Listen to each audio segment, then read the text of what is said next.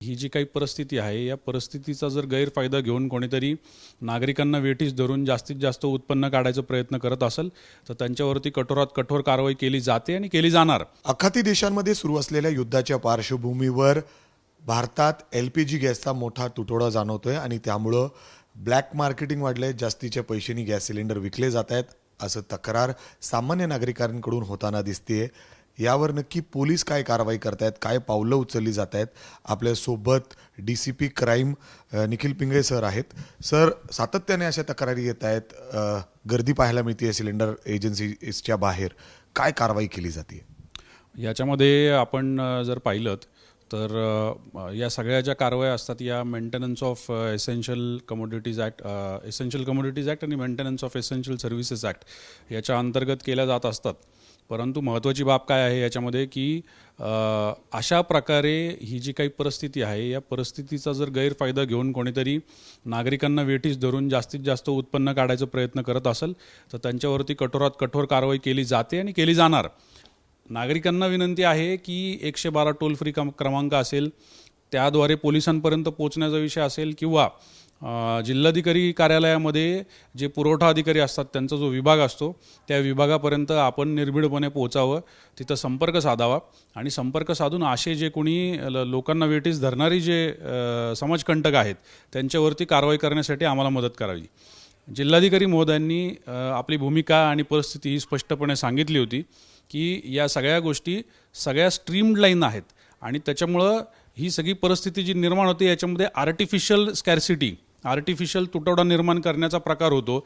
अशा पद्धतीने जेव्हा होर्डिंग होते, अशा प्रकारे जेव्हा कारण नसताना साठवणूक केली जाते गोष्टींची आणि मग लोकांना वेठीस धरलं जातं, ही अत्यंत चुकीची बाब आहे आणि ती जर कोणी करत असेल तर त्याच्यावरती कारवाई केली जाणार आणि केली गेलीच पाहिजे याची भूमिका आमची राहणार आहे। त्याच्यामुळे सगळ्या नागरिकांना विनंती आहे की आपण सगळ्यांनी अशा प्रकारची जर कुठं बाब निदर्शनास आली तर जवळच्या पोलीस स्टेशनला 112 टोल फ्री क्रमांकाला लवकरात लवकर संपर्क साधावा।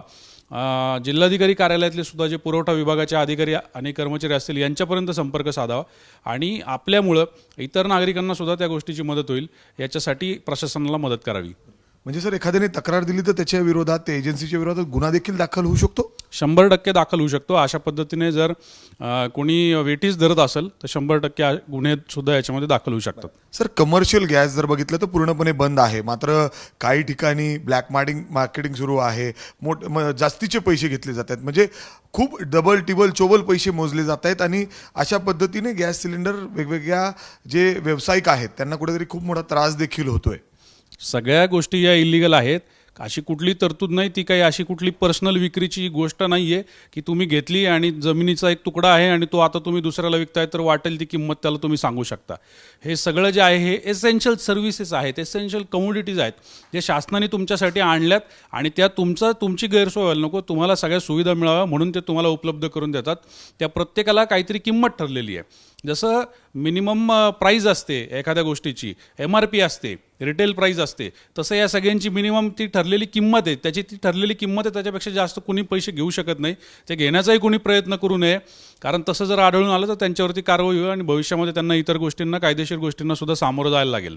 सर, आपल्या टीम्सकडून काय स्पेशल स्क्वॉड म्हणजे कुठं रेड होत आहेत का कुठं साठा आहे असं कळतंय? कारण ज्या पद्धतीने सकाळपासून मोठ्या रांगा लागत आहेत सिलेंडर घेण्यासाठी, त्याकडे सुद्धा लक्ष देऊन आहेत पोलीस आणि जिल्हाधिकारी यांची टीम? प्रत्येक ठिकाणी जिथं रांगा लागलेल्या आहेत तिथं कायदा सुव्यवस्थेचा प्रश्न निर्माण होऊ नये म्हणून सगळे पोलीस स्टेशनचे अधिकारी, अंमलदार तिथं अलर्ट आहेतच।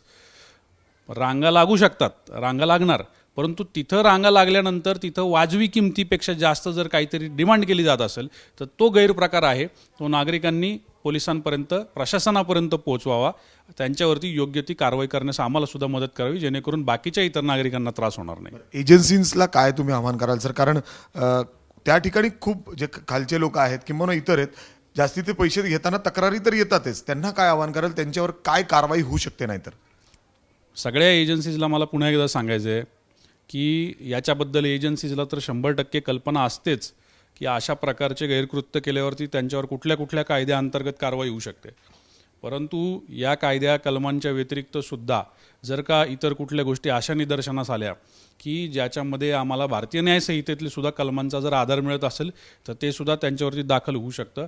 त्याच्यामुळे कोणीही आगाऊपणा करू नये, नागरिकांना त्रास देऊ नये, याच्यापेक्षाही भयंकर परिस्थितीला आपण यापूर्वी सामोरं गेलेलो आहोत. 2020-21मध्ये कोविडमध्ये प्रत्येकाने ह्या गोष्टी बघितलेल्या आहेत. त्यावेळी अगदी ऑक्सिजन सिलेंडरसाठी आपण राशनिंग करून करून प्रत्येकाने एकमेकाला मदत केली आहे. मला असं वाटतं की स्वतःच्या फायद्यासाठी इतरांचं नुकसान करून पैसे कमवण्याची ही वेळ नाही. त्याच्यामुळं एजन्सीज असतील तर त्यांना सुद्धा हे आव्हान आहे की चुकीच्या कुठल्याही गोष्टींना खतपाणी घालू नका. अर्थात जर आपण बघितलं तर सर्वसामान्य लोकांना जर वेठीस धरलं जात असेल, जास्तीचे पैसे त्यांच्याकडून आकारले जात असतील तर त्याच्यावर कठोरात कठोर कारवाई होऊ शकते. एवढंच काय तर ते एजन्सीवर त्या ठिकाणी गुन्हा देखील दाखल होऊ शकतो असं थेट या ठिकाणी स्वतः DCP सांगतायत. वेगवेगळ्या ठिकाणी जिथं रांगा आहेत तिथं कुठलाही अनुचित प्रकार घडत नसेल याची देखील काळजी पोलीस घेत आहेत. परंतु जर कुठंही जास्तीचे पैसे घेतले जात असतील तर तुम्ही पोलिसांना सांगू शकता. त्याचबरोबर जिल्हाधिकारी कार्यालयामध्ये देखील त्या ठिकाणी टोल फ्री नंबर आहे, त्या ठिकाणी देखील तुम्ही तक्रार देऊ शकता. नक्कीच याच्यावर गुन्हा दाखल होत कठोरात कठोर कारवाई होऊ शकते. कॅमेरामॅन अमोल गवाळेसह मी मिकी घई, ABP माझा, पुणे. ABP माझा, उघडा डोळे बघा नीट.